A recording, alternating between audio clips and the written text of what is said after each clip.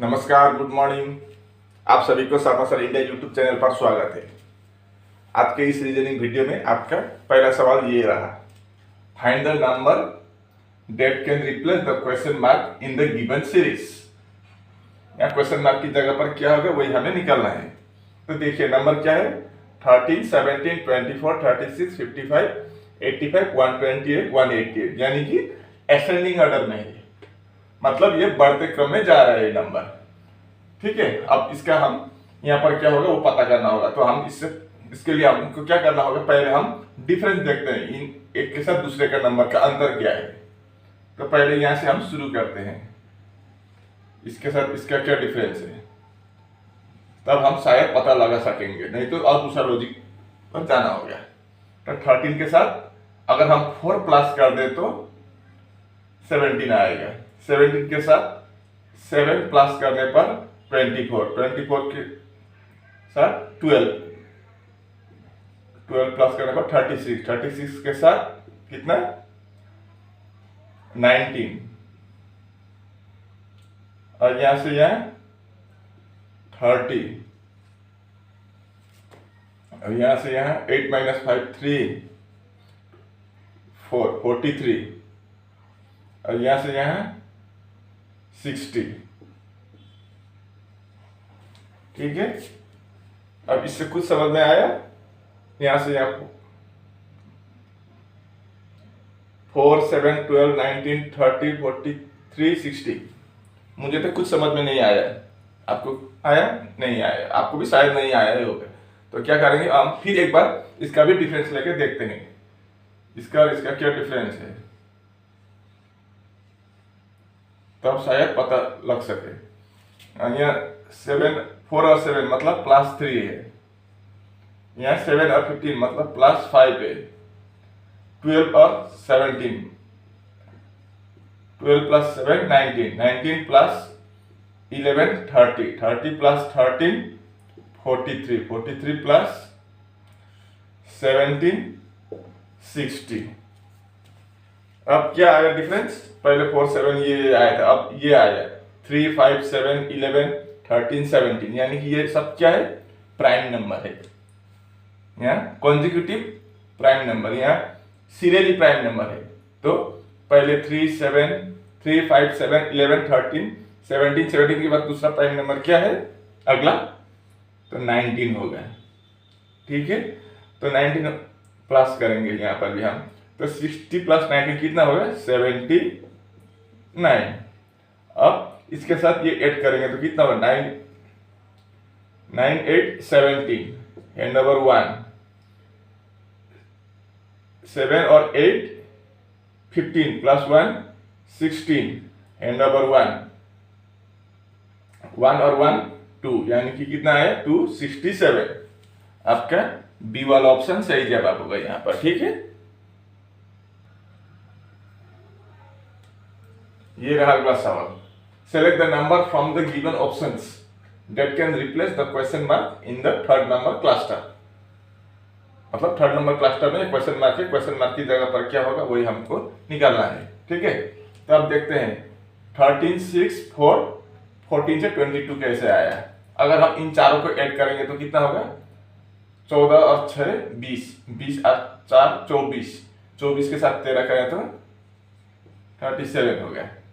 अगर हम 22 लाना है हमको तो क्या करेंगे, हम -15 कर देंगे तो 22 आ जाएगा। अब यहाँ देखते हैं, यहाँ पर भी 14 और 6 20, 20 और 15 35, 35 और 7 42 के साथ अगर हम 15 माइनस करें तो कितना होगा, 27 होगा। 27 21 नहीं आया, तो इस लॉजिक से नहीं होगा, और लॉजिक ढूंढेंगे हम।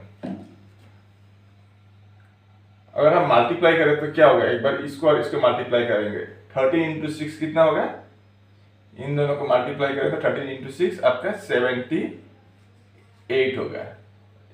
इन दोनों को भी हम मल्टीप्लाई करेंगे, 4 × 14 14 × 4 14 × 4 56। अब माइनस कर दें तो क्या होगा, 8 - 6 2, 7 - 5 2, 22 ये आ गया। अब ये इसी तरह से करेंगे। 15 इंटू 7 कितना होगा? 105। 14 इंटू 6 कितना होगा? 84। अब माइनस करेंगे। 5 माइनस 4 1, 10 माइनस 8 2, 21। लो ये भी हो गया। अब इसका भी वैसे ही करेंगे। तो 14 इंटू 8 कितना होगा? 8 4 32, 3, 8 प्लस 3 11, 111 होगा। और 12 इंटू 7 84।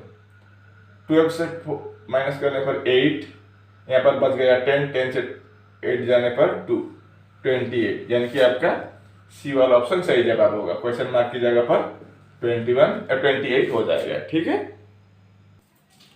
अब इस सवाल को देखिए। Find the correct combination of letters that when sequentially fill in the blanks of the given series will make the series logically complete. A B E dash G H dash L M N dash R S dash dash X Y dash। ये आपका repeated series नहीं है। ठीक है, ये सिर्फ number series letter series है। तो हम पहले गिनती करते हैं कितने हैं। 1 2 3 4 5 6 7 8 9 10 11 12 13 14 15 16 17 18 है। तो 18 को हम कैसे डिवाइड कर सकते हैं? 3 6 या 9 2। अगर हम 3 करें तो A B E नहीं होगा। 6 में देखते हैं। 1 2 3 4 5 6। तो यहाँ पर एक 6 1 2 3 2 3 4 5 6 11 नहीं होगा। इसको भी हटा दें। अब 9 2 से नहीं होगा। इसके लिए एक दूसरा लॉजिक देखेंगे हम। अब देखिए इसको हम अगर ऐसे करेंगे, 2 आगे छोड़ेंगे। 1 2 3 4, 1 2 3 4, 1 2 3 4, 1 2 3 4। ठीक है। अब देखिए यहाँ पर A B, उसके बाद यहाँ पर E है। मतलब क्या छोड़ दिया? C और D को छोड़ दिया। उसके बाद E आ गया। E के बाद F, G H। इसके बाद यहाँ पर जैसे लास्ट अक्षर के बाद क्या 2 अक्षर छोड़ दिया था, तो H के बाद भी यहाँ पर क्या छोड़ेंगे? I और J को छोड़ देंगे तो K आ जाएगा। K L M N। फिर 2 अक्षर छोड़ देंगे। N के बाद O और P को छोड़ देंगे तो Q R S T। फिर 2 छोड़ देंगे। T के बाद U और D छोड़ देंगे तो W X Y Z। ठीक है। अब हमने क्या क्या लिखा? F K Q T W Z, T W Z, F K Q T W Z। यानी कि आपका डी वाला ऑप्शन सही जवाब होगा यहाँ पर। इस सवाल को देखिए। Complete the analogy. 12:225 है तो 16 क्वेश्चन मार्क। 12 से 225 कैसे आया देखते हैं। ये 225 क्या है? ये एक परफेक्ट स्क्वायर है। किसका स्क्वायर है? 15 का स्क्वायर 225 होता है। तो हम एक काम करते हैं। 12 के साथ ये 12 ऐसे लिख दिया। यहाँ पर 225 को हम क्या करेंगे? 12 प्लस 3, 15 हो गया ना, स्क्वायर ऐसे कर देते हैं। ठीक है। मतलब क्या? 12:15 स्क्वायर। 15 स्क्वायर का मतलब 225। तो इधर क्या होगा? 16 यहाँ पर प्लस 3 किया था, यहाँ पर हम एक बार प्लस 3 करके देखते हैं कितना होता है। तो 16 प्लस 3 स्क्वायर, तो 16 प्लस 3 कितना होगा? 19 स्क्वायर। तो 16:19 स्क्वायर का मतलब कितना होता है? 19 इंटू 19 आपका 361। आपका सी वाला ऑप्शन सही जवाब होगा यहाँ पर। इस सवाल को देखिए, find the missing number from the given alternatives. 4, 53, 1, 6, 5, 53, 4, 1 question mark 7, 3। तो क्वेश्चन मार्क की जगह पर क्या होगा वही हमको निकालना है। तो यहाँ पर देखिए, पहले इन दोनों में देखेंगे हम। तो यहाँ पर बड़े संख्या इधर है, यहाँ है, मतलब ये इन तीनों से शायद ये बड़े निकले हुए हैं, शायद प्लस डिवाइड स्क्वायर क्यूब कुछ भी करो, लेकिन इतना इन तीनों से निकालना होगा। तो हम पहले इंटू कर, प्लस से तो नहीं होगा, 6 + 4 10 + 1 11 से 3 नहीं होगा। इंटू 5 करने पर भी 55 आएगा, 53 नहीं बनेगा। तो हम इंटू करके देखते हैं, 6 × 4 24, 24 × 1 24, ऐसा भी नहीं होगा। तो हम क्यूब करके देखते हैं। तो अगर हम 4 का क्यूब करें तो कितना होगा 16, 1 का क्यूब करें तो 1 ही होगा, और 6 का क्यूब 36।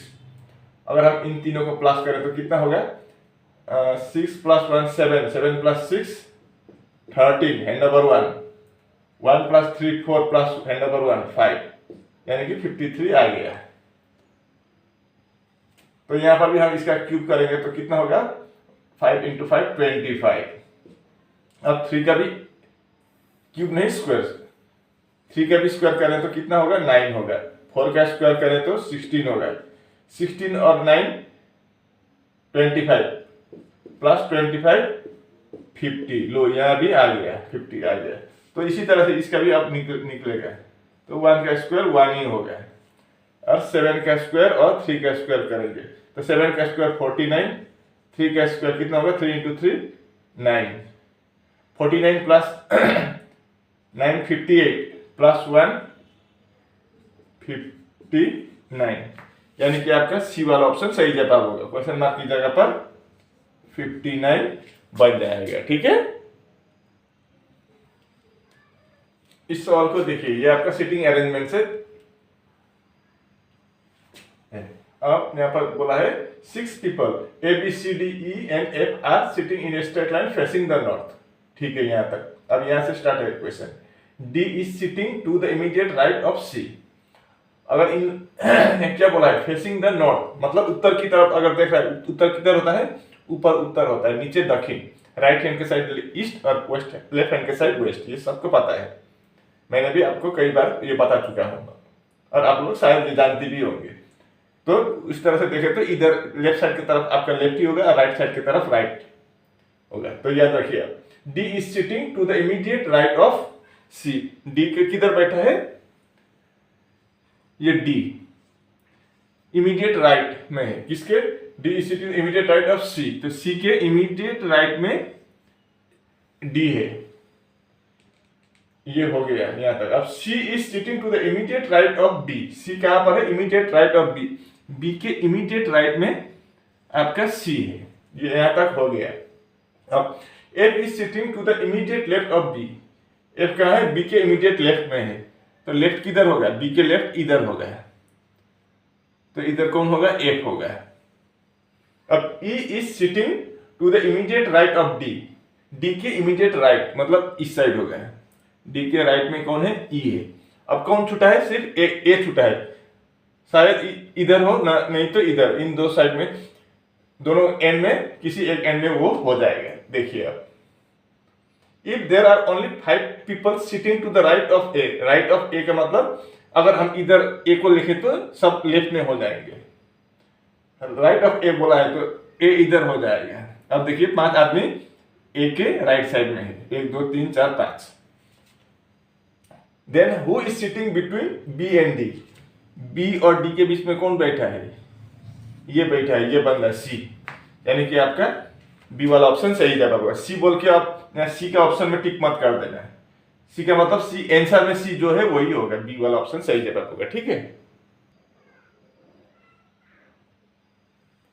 इस सवाल को देखिए, arrange the following words according to English dictionary order. तो हम इसको डिक्शनरी ऑर्डर में सजाएंगे। तो पहले हम देखेंगे कॉमन क्या है, इसको कॉमन को हम नहीं लेंगे, तो बी कॉमन है। उसके बाद क्या है, यहां पर एल है, यहां पर ई है, यहां पर आई है, यहां पर ओ है, यहाँ पर भी ई है, मतलब दो ई है, तो ई के बाद क्या है, एन है, यो भी हम साथ साथ लेंगे, तो इधर टी है। तो पहले एबीसीडी में क्या आता है, इन, तो ई आएगा इन सभी में, तो ई का मतलब यहाँ पर दो है, यहाँ पर भी एक है, यहाँ पर भी एक है, तो ई काट देंगे तो पहले क्या आएगा, एन आएगा, मतलब 2 आएगा, उसके बाद 5 आएगा। ये तो सभी ऑप्शन में ही दिया हुआ है। उसके बाद क्या आएगा, अब देखिए ये दो तो खत्म, उसके बाद आई आएगा मतलब 3, उसके बाद एल आएगा 1, उसके बाद ओ आएगा मतलब 4, मतलब 25314, 25314 आपका सी वाला ऑप्शन सही जवाब होगा यहाँ पर। इस सवाल को देखिए, water image of a clock is showing 4:40। किसी एक घड़ी का वाटर इमेज कितना दिखा रहा है, 4:40। तो ओरिजिनल टाइम या रियल टाइम कितना होगा, वही हमको पूछा है। तो इसको निकालने का फॉर्मूला क्या है, वाटर इमेज निकालने का फॉर्मूला है 18:30 से हम जो भी टाइम दिया हुआ है उसको हम माइनस करेंगे। तो हम 18:30 से हम 4:40 माइनस करेंगे। अब 30 से 40 माइनस नहीं होगा क्योंकि 40 बड़ा है, तो हम क्या करेंगे, इसका और दूसरा फार्मूला भी है, क्या है, 1790। ये कैसे बोले तो यहाँ से एक इधर लाया, तो इधर कितना हुआ है, यहाँ पर एक घंटा है, 18 घंटा 30 मिनट, तो एक घंटा इधर देने से क्या होगा, इधर 17 हो गया, एक घंटा इधर चला गया, तो 30 मिनट के साथ अगर एक घंटा चला आया तो कितना होगा, एक घंटा यानी 60 मिनट, तो 90, 1790 ऐसे बनाए। ये भी फार्मूला है, ये भी फार्मूला है। तो हम इससे अगर प्रॉब्लम हुआ तो हम इससे करेंगे, तो क्या 1790 से हम 40 माइनस करने पर कितना आएगा, देखिए 90 से 40 माइनस 50, 17 से अगर हम 4 माइनस करें तो 13, और 13 का मतलब कितना होता है, 1:50, यानी कि आपका सी वाला ऑप्शन सही जवाब होगा यहाँ पर। इस सवाल को देखिए, find the missing term in the following letter series. इस सर्कल में क्या दिया है, MBHI क्वेश्चन मार्क N, ठीक है। अब यहाँ पर क्या होगा वही हमको पता लगाना है। वैसे देखें तो यहाँ पर देखिए H के बाद I है आपके क्लॉकवाइज डायरेक्शन में, लेकिन इधर एंटी क्लॉकवाइज डायरेक्शन में क्या है, M के बाद N है, सीरियली है दो, एंटी क्लॉकवाइज में इधर क्लॉकवाइज में, लेकिन सीरियली दो है। तो यहाँ पर क्या बनेगा, लेकिन इधर N के साथ B का कोई संबंध नहीं, B के साथ H का कोई संबंध नहीं, तो इधर क्या बन सकता है, तो थोड़ा कंफ्यूज करते हैं। इसके हम पहले क्या करेंगे, प्लेस वैल्यू लेके ट्राई करते हैं, ठीक है। तो N का वैल्यू 13 होता है, B का 2, H का 8, I का 9 और N का 14। अगर हम इसको और इसको N और H को प्लस कर दे तो कितना होगा, 14 और 8 22 हो गया। अब 13 और 9 इसको M और I को प्लस कर दे तो कितना होगा, 13 और 9 इधर भी 22 आ रहा है, तो यहाँ और यहाँ भी अगर हम प्लस करें तो 22 आना चाहिए। तो इधर 2 है तो इधर 20 होना चाहिए, तभी ना 22 बनेगा। 2 और 20 22, तो 20 किसका प्लस वैल्यू होता है, T का होता है, T20, ठीक है। अब यहाँ पर T का ऑप्शन है नहीं है, देखिए यहाँ पर गलत है ऑप्शन, तो हम इसको T बना देते हैं, ठीक है। अब ए वाला ऑप्शन सही जवाब हो गया, यहाँ ऑप्शन गलत दिया हुआ था, ठीक है। इस सवाल को देखिए, इफ अगर P plus Q P Q के मदर है, minus P minus Q P Q के ब्रदर है, P into Q P Q के वाइफ है, और P डिवाइड बाई Q के मतलब P Q के फादर है, तो उसी के इंफॉर्मेशन के तहत 1 का क्या लगता है, अगर 4 into 3 divide by 2 plus 1 minus 5 है, तो 4 ऑप्शन यहाँ है। तो देखते हैं इसको कैसे करते हैं, ठीक है। अब पहले इसको करेंगे हम, 4 इंटू 3, इंटू का मतलब 4 आगे वाला पीछे वाला का वाइफ है, आगे वाला मतलब 4 वाइफ है किसका, पीछे वाला का, तो ये वाइफ होगा तो ये माइनस होगा, और ये हस्बैंड होगा तो ये प्लस हो जाएगा। अब 3/2 मतलब आगे वाला पीछे वाला का फादर है, तो 3 फादर है किसका? 2 का।